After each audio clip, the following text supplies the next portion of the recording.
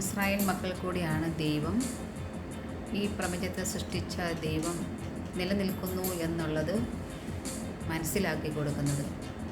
അവർ ഫറവോൻ്റെ അടിമത്തത്തിൽ നിന്ന് തിരിച്ചു വരുന്ന വഴി അവർക്ക് ചെങ്കടൽ കടക്കേണ്ടതായിട്ട് വന്നു.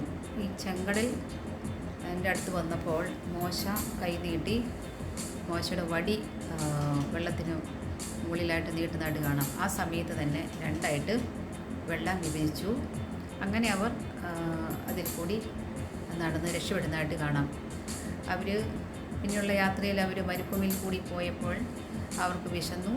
ആ സമയത്ത് ദൈവം ആകാശത്ത് നിന്ന് മന്ന വർഷിപ്പിച്ചു എന്ന് നമ്മൾ കാണുന്നു. അതായത് അപ്പവും കാടപ്പക്ഷിയും കൊടുക്കുന്നതായിട്ട് നമ്മൾ കാണാം. അതുപോലെ അഹരോൻ്റെ വടി തളർത്തായിട്ട് നമ്മൾ കാണുന്നുണ്ട്.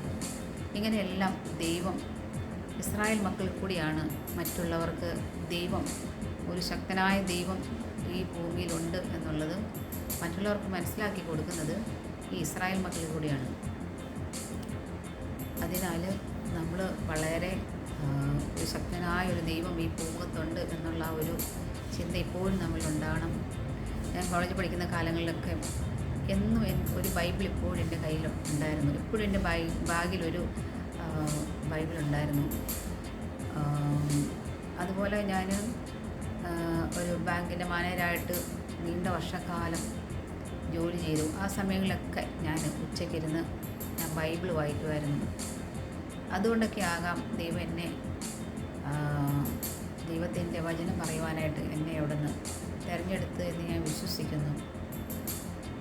നമ്മളെല്ലാ ദിവസവും ബൈബിൾ വായിക്കുക, ബൈബിളിലെ അത്ഭുതങ്ങൾ നമ്മളെന്നും മനസ്സിലാക്കുക. വിശുദ്ധമായ ഒരു ഹൃദയത്തോടുകൂടി നമ്മൾ ഈ ഭൂമുഖത്ത് ജീവിക്കണം. കർത്താവിൻ്റെ രണ്ടാമത്തെ വരവിൽ നമ്മൾ എടുക്കപ്പെടണമെങ്കിൽ ശിശുക്കളെ പോലെ നിഷ്കളങ്കരായിരിക്കണമെന്ന് നമ്മൾ കർത്താവ് പറയുന്നു. അതിനാൽ എപ്പോഴും നമ്മുടെ വാക്കുകളും പ്രവൃത്തികളെല്ലാം ദൈവത്തിന് ഹിതമായിരിക്കാൻ നമ്മളെപ്പോഴും ശ്രമിക്കണം.